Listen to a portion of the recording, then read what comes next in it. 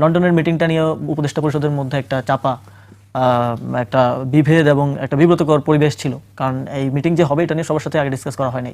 কাদের সাথে ডিসকাস করা হয়েছিল? উপদেষ্টা পরিষদের সাথে ডিসকাস করা হয়নি। কার সাথে এক্স্যাক্টলি করা হয়েছে সেটা আমরা জানি না।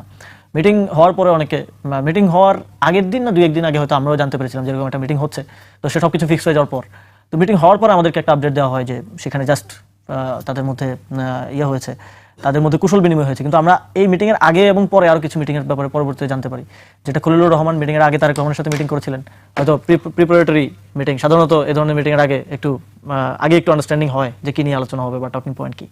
পরেও তিনি আলাদা করে আমির খসরু সাহেবের সাথে বসেছেন, আরো বিএনপির ঊর্ধ্বতন নেতাদের সাথে বসেছেন।